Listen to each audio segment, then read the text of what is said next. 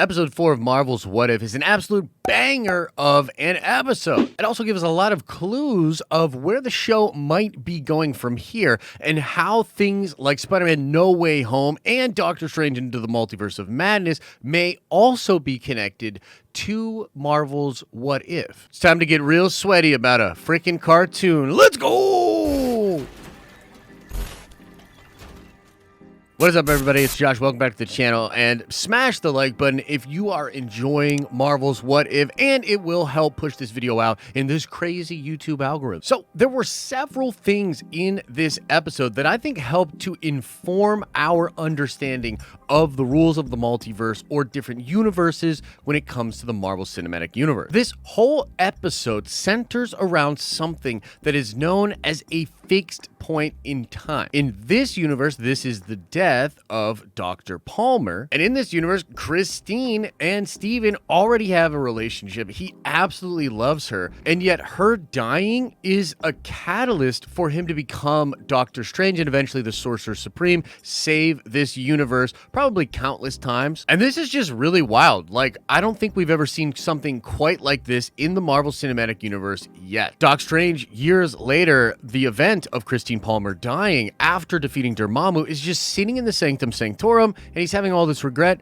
and he just up and realizes he could probably go back in time and prevent that with the Time Stone. And so he goes back to do that, but then he is informed that this is not possible. And anytime that he tries to change the events of the past, it just ends up happening again. Christine is meant to die. Her death being the catalyst for him becoming the Sorcerer Supreme, and it being a fixed moment in time. This is new to the rules of the multiverse. However, Steven being Steven, he doesn't accept this. He doesn't believe that that's actually true, and he thinks he can stop it if he gets enough power. And again, he is warned by the Ancient One not to do this, that if he does this, it will destroy that entire reality. That paradox of him eliminating the point in time that creates him as the Sorcerer Supreme, that paradox threatens the entire universe. And then Steven escapes that reality, right? He's being threatened by the Ancient One. He escapes it with the Time Stone and his own power, and he ends up at the lost library of Cagliostro, or he ends up in this place where the lost books of Cagliostro are at. And this is something that's hinted at in Doctor Strange, the first movie, where you see the missing books from the library that Wong is looking after. And then while reading these hidden books or these lost books, he realizes that you can actually change a fixed moment in time, but the power required to do it is immense. And this is yet again another piece of the puzzle for the entirety of the Marvel multiverse. Not only do we now know that there are fixed moments in time that can't be undone without causing a paradox that threatens a universe, but there are also beings powerful enough out there within the multiverse to do this, to literally change things that by the laws of normal physics within the rules of the multiverse, you're not supposed to be able to change. Now, Steven summons Shuma Gorath, or maybe one of the many angled ones. I know there's this big growing debate amongst the fans on whether or not the creature we see in the first episode of What If and the creature we see Steven interacting with in this episode is actually Shuma. More on that in a second, but for now, it's just some crazy powerful entity that Steven summons, and he is unable to get the power of this thing, and the thing almost destroys. Cagliostro saves Steven, but tells him, you can't handle that dude. These entities out there are not just going to willingly give their power to you. You're crazy. And then Stephen Strange goes out there and starts absorbing other beings from throughout the multiverse to gain more power. And if this is a little tease of Shuma or of the power of these other entities, it's pretty wild because Shuma's really strong in the comics, but this really nails it home, man. He's so powerful that Steven only needs some of his power to be able to break the laws of his own universe and cause this crazy calamity. I mean, I have all sorts of questions, like were the breaking apart of the universe and sort of that weird drippy thing that we saw when the reality was breaking, is that what Shuma's actually after? Like, is this what Shuma does when he destroys different universes and realities? And after that, we get another just established rule or sort of new revelation about the Marvel Cinematic Universe. We get Doctor Strange able to actually hear and look at Uatu the Watcher, which is crazy. Uatu the Watcher has been watching all of these different characters, has been just observing all of these different universes, and he hasn't interacted with any of these people, and we've never seen any indication that while he is doing this, the characters within the world are able to interact with him. And this Doctor Strange, after absorbing all of these crazy entities and becoming really powerful, he's literally able to hear and interact with one of the Watchers. And that, of course, comes back into play later on in the episode, but it's nuts. This is establishing that the more powerful you get as a magical entity, the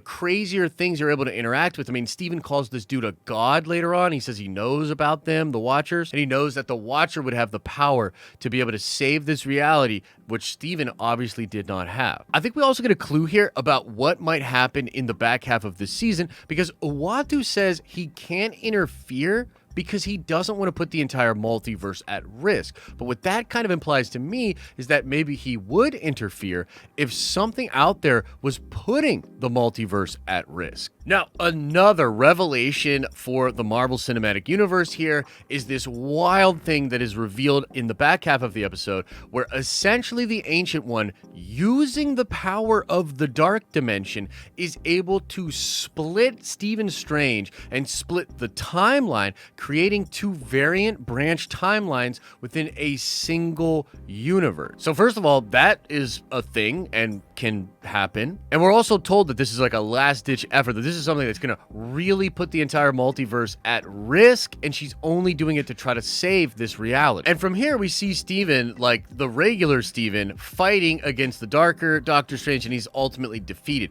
But there's a couple of different things going on here, which to me really tied to the Spider-Man No Way Home trailer, and this crazy theory that the Doctor Strange within that trailer is acting weird. And no, I don't think that Doctor Strange is actually Mephisto, although there could be something Mephisto-like going on there. But what I immediately thought of was, this seems to be a side of the personality of Strange in the No Way Home trailer that is a little bit more mischievous, a little bit more of a risk taker. We also see that the Eye of Agamotto and the Time Stone, when the two Doctor Stranges are fighting, is only on the darker Supreme Strange version of the character. And this also mirrors the trailer for Spider-Man No Way Home, where some fans pointed out you can see Stephen Strange with the Eye of Agamotto in certain scenes, but in other scenes, he doesn't have it. And there was this long-standing rumor that within the world of No Way Home, we might actually see two things going on, and Peter flipping back and forth between people knowing he is Spider-Man and people not knowing he is Spider-Man. And what if they split the timeline in Spider-Man No Way Home, and one of the Stephen Stranges, or an aspect of Stephen, he performs that spell, causing everybody to forget that Peter is Spider-Man, but there's also a timeline going on in that movie where Spider-Man is out there and everybody knows that Peter Parker is Spider-Man. And maybe Peter is flipping back and forth between those two realities. Because even though we know that the Spider-Men are coming, that there's Sinister Six villains coming in from other universes, there's been a lot of teases and talk that that's the tip of the iceberg and that there's way wilder stuff going on in this film. What if this is all a spell created by Stephen Strange, but only half of Stephen is doing this, and he's trying to teach Peter a lesson, giving Peter the true juxtaposition of what it would be like to live in a world where he cast this spell and what it would be like to live in a world where he didn't cast this spell. Look, I know it's pretty wild. I know it would be very shocking if they ended up doing this, but this could explain why the Stephen we see in Spider-Man No Way Home's trailer just seems a little bit off, and it could also explain why he would be willing to cast such a risky spell as he does with Peter Parker. Maybe he split the timeline and he's only casting that spell in one timeline to try to teach Peter a lesson, but there's all these other externalities that ends up throwing everything into chaos. That's why the villains come in, and this could explain why Steven's just holding all of those villains, trying to figure out a way to send them back. Now, we also must talk about seemingly Shumagorath popping up again in the What If episode. And what's fascinating about this is these two characters, Supreme Doctor Strange and Captain Carter, are rumored to be in Doctor Strange 2 Into the Multiverse of Madness. Now, Captain Carter, it's pretty well established she is going to be in that film, and she's going to be in a multiversal Illuminati that is coming for Wanda or Strange in Doctor Strange 2. The darker version of Strange, Supreme Strange, from this episode episode,